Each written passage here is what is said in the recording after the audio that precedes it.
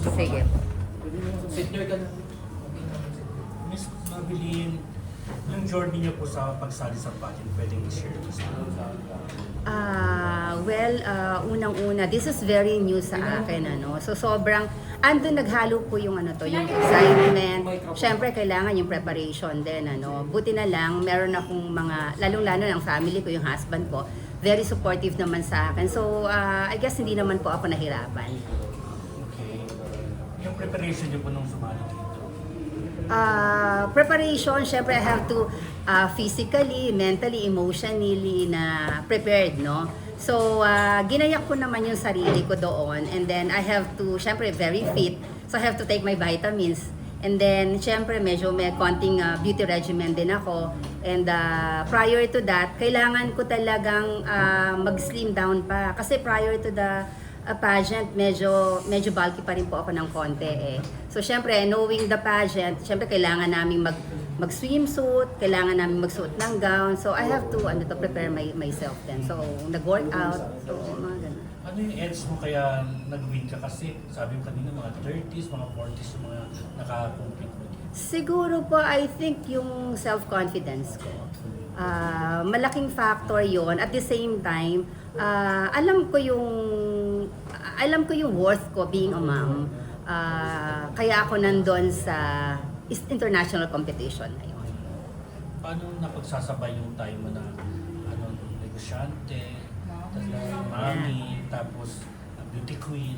Siguro po, ang masasabi ko na isang characteristic ko talaga na very strong ako doon is yung time management. So marami na rin talaga magtataka na syempre having this title crown, ano, ang daming invitation, nakakagulat nga po eh. Pero syempre, first and foremost, syempre yung family ko, hindi po mawawala talaga yon. Unang-una sila sa priority ko. And then, eto naman, kaya naman po siyang isingit eh. Basta talagang time management lang. And syempre, I have my staff with me. So sila yung source of, kung may legwork ako. So pag meron akong mga kailangang tapusin at merong kailangan gawin, so meron naman po ako mga tao na tumutulong sa akin.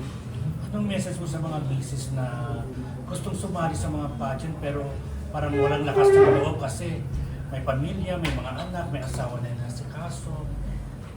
Siguro ang mapapayo ko lang kung ano yung makakapagpasaya sa kanila. Hindi naman natatapos ang pagiging misis natin or nanay natin sa pag-aalaga ng asawa natin, ng anak natin. Sometimes meron din tayong obligasyon para sa sarili natin. Minsan hindi natin na ilalabas yun. But with this channel siguro, it's a one way na i-showcase natin na hindi lang ako pang bahay. So kailangan din makilala at makita ng ibang tao na meron something sa akin na I should be proud of. Miss Mabilin, during the pageant po ba, naramdaman niyo na, parang kaya kong manalo?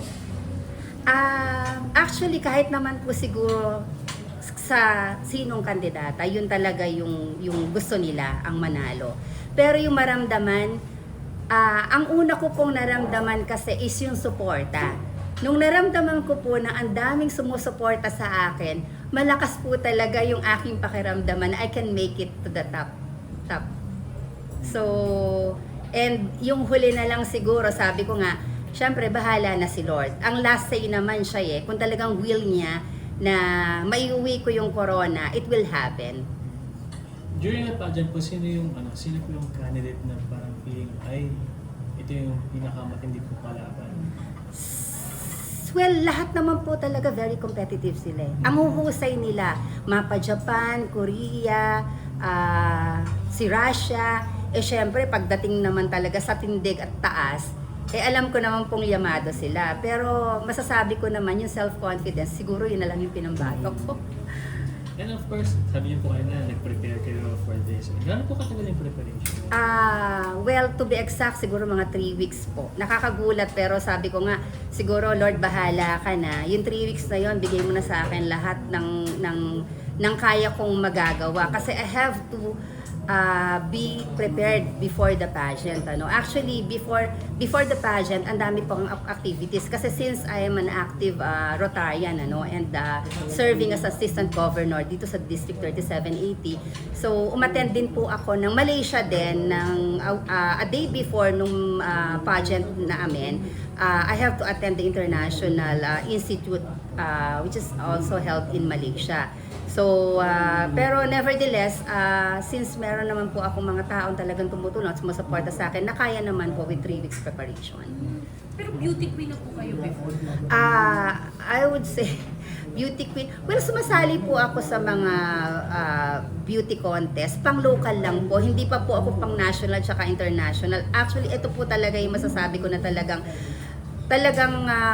pageant talaga na sinalihan ko.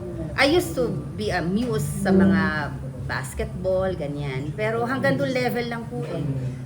Tapos joining in this pageant po with 3 weeks preparation, ano po yun, na isip niyo po ba na mananalo kayo? Yung naisip ko na mananalo, nung una hindi pa nagsisink in sa akin. But with the preparation na ginawa ko, sabi ko, ilaban na talaga to.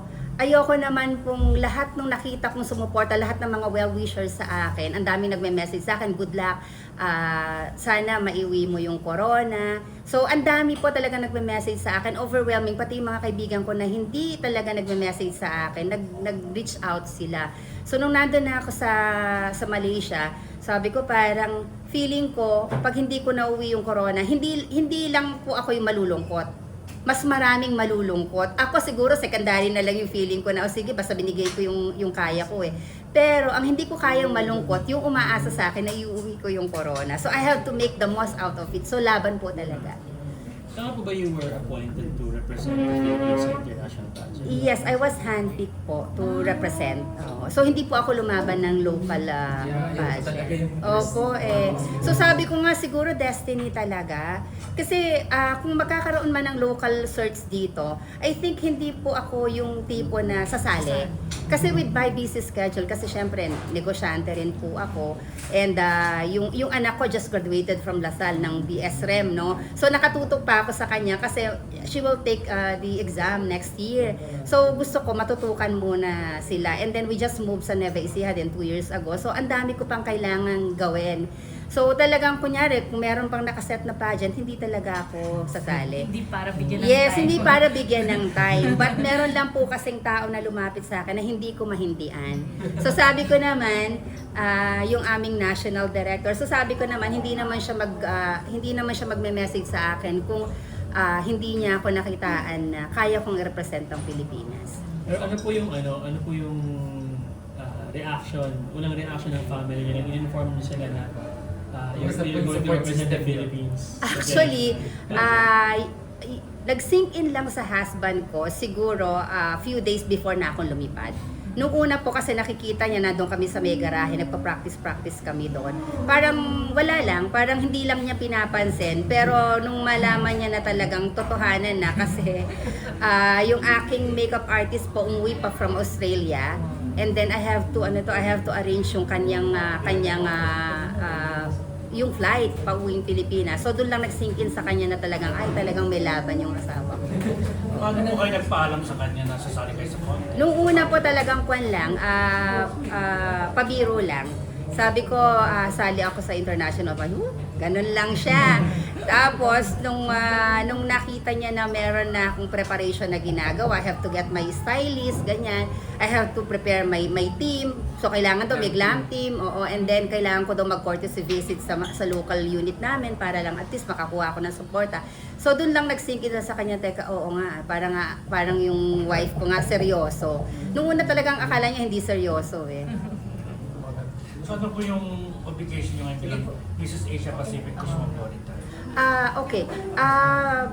Being crowned Mrs. Asia Pacific Cosmopolitan, so aside from dun sa advocacy nga na empowerment ng women, so nandun pa rin yung gusto kong ituloy or lawakan pa yung reach ng aking pagtulong. Ngayon kasi since tumating ako, I am happy to say naman na we had yung mga missions na ginagawa. Unang-una kasi since this is month of December, so gift-giving month, no? Nagkaroon po kami ng mga gift-giving activities sa mga bata dito sa Quezon City. And then, meron din mga nagre-request sa atin na bigyan din natin ng tulong sa parte ng po ng Nueva Ecija. So, ganun po. Ipagpapatuloy ko pa rin po yun. And then, sa ngayon nga, since ang dami na nagme-message sa akin kung meron ako mga outreach program, they are willing to support naman po yung aking advocacy. So, palagay ko mas marami po ako matutulungan ngayon.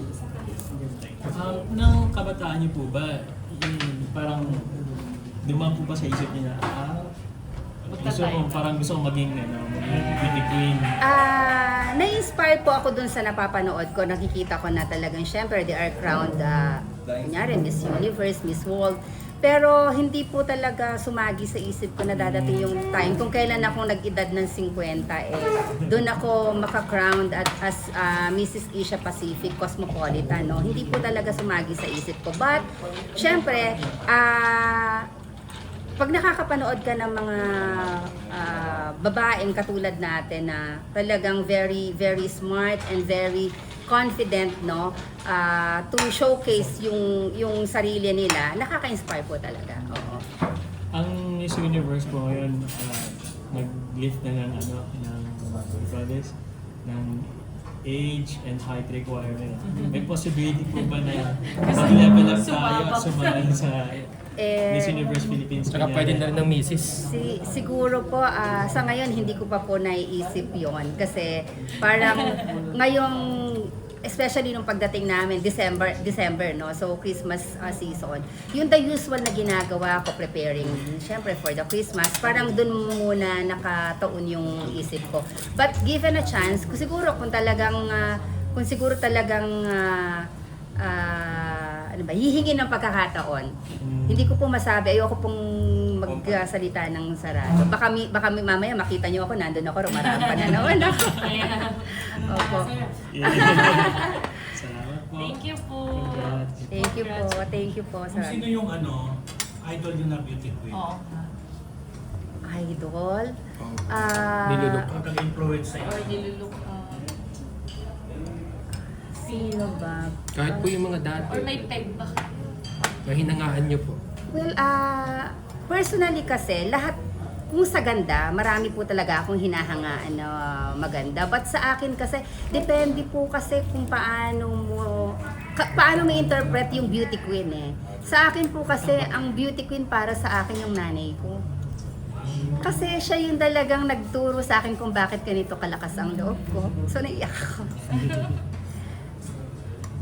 Sino mas sikat, Fiona Gray or si Pia Wurzbach? I think it's Catriona. Kasi yun talagang yung confidence niya sobrang yung taas ng level. At saka magaling siya. So joining this pageant po ba, sa tingin nyo parang pinaano nyo po yun sa mother nyo kasi sabi nyo siya yun.